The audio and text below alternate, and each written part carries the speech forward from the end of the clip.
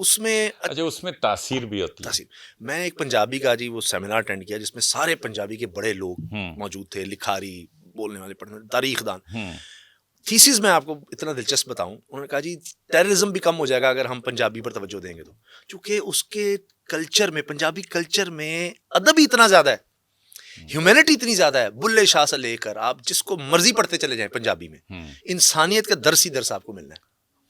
تو وہ آپ جب آپ اتنا کوئی پڑھیں گے تو اندر تو اترے گا نا کچھ نہ کچھ, دوسروں کا خیال, خیر وہ بات کہیں اور چلی جائے گی.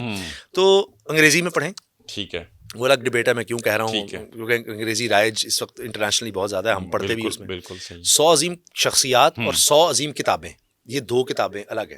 100 عظیم کتابیں ایک کتاب ہے, 100 عظیم شخصیات یہ ایک کتاب ہے. یہ دو کتابیں آپ ضرور پڑھیں, کوئی بھی کسی بھی فیلڈ سے آپ, کیونکہ اب اس میں وجہ یہ ہے کہ دنیا کی بیسٹ جو 100 کتابیں ہیں, اچھا ہر بندے نے اپنے لحاظ سے لکھی ہوں گی, آپ اگر یہ لکھیں گے نا تو آپ سوچیں گے کون سی ہونی چاہیے کون سی نہیں ہونی چاہیے, لیکن میجورٹی آپ کو لگے گا کہ وہی ہیں جنہوں نے امپیکٹ زیادہ ڈالا ہے دنیا پر. بالکل شخصیات میں بھی, اس میں آپ دیکھ لیں تو آپ کو, میں نے جتنی بھی سنی ہیں یا نظر سے گزری ان میں مثال دیتا ہوں کہ مذہبی شخصیات میں آپ کو یہ نہیں ہو سکتا کہ نبی کریم صلی اللہ علیہ وسلم کی ذات اطہر کا کوئی ذکر نہیں کرے گا, سیدنا عیسیٰ علیہ السلام کا نہیں کرے گا, کوئی امپیکٹ اثر. شیخ سعدی مولانا روم کا, نیوٹن کا سائنس میں, حالانکہ اس کا بھی جو برطانیہ کا تھا ونسٹن چرچل, اس کا لوگ لکھتے ہیں. تو ہر کوئی اپنا اس میں ہوگا, لیکن آپ کو ان کی شخصیت کا پتہ لگے گا کہ دنیا میں کن کے لوگوں نے نام کمایا, کس طرح وہ بنے. تو یہ دو کتابیں ضرور آپ پڑھیں.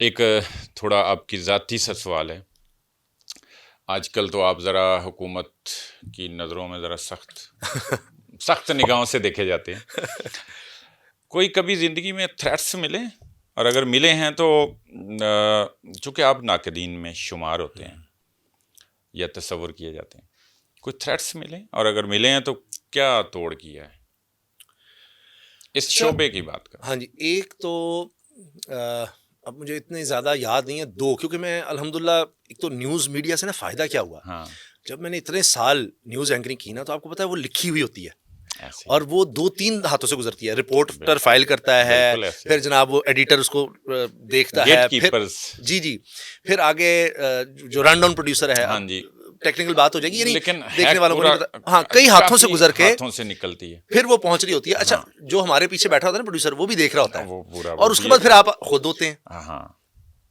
تو وہ ٹریننگ ایسی ہو گئی کہ میں زیادہ حدود سے جو پیمرا کی جب سے چل رہی ہیں ہو رہی ہیں اس سے باہر جا ہی نہیں سکا. اچھا ڈیجیٹل میڈیا پہ بھی میرے سے بڑا مشکل ہو جاتا ہے کہ میں زیادہ قتل کا, خون کا وہ نہیں نا آپ کر سکتے, ویژول ہی نہیں چلتے تھے, آپ دکھا نہیں سکتے تھے, تو بولنا بھی کم ہوتا تھا, تو میرے سے وہ بولنا بھی اتنا نہیں جاتا.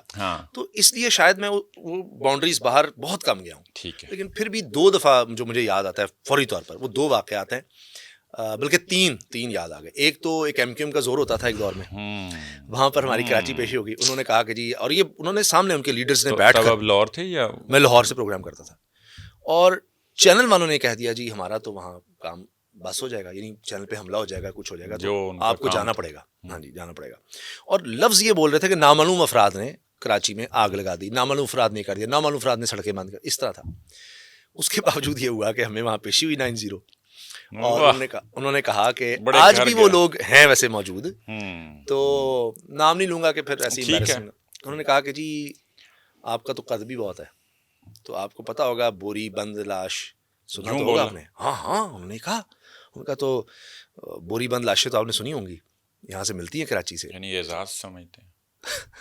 تو بہرحال انہوں نے یہ کہا کہ یہی طریقے سے انہوں نے بات کی, ڈائریکٹ نہیں کہا کہ ہم ہیں یا کون ہے, یعنی آپ ان کی ریکارڈنگ بھی کہیں لگا کے دکھا دیں گے تو کچھ نہیں ہو سکتا. بالکل جملے ایسے بولے کہ بھائی ہم نے تو جنرل بات کی تھی کہ یار کراچی میں نا یہ بڑے واقعات ہوتے ہیں اسامہ صاحب, انڈائریکٹ کہہ دیا, تو آپ کا تو قد بھی بہت بڑا ہے, یہ اس سے بڑی کیا تھریٹ ہو سکتی ہے. اور ہنس کے یار ہم لائٹر موڈ میں کہا جی ٹھیک ہے. تو کیا توڑ کیا آپ نے کہ آئندہ چینل والوں نے کہہ دیا کہ آئندہ جناب یہ نہیں لفظ ہوگا. انہوں نے کہا بتائیں آپ کو اعتراض کیا, انہوں نے کہا جی یہ نامعلوم. نامعلوم.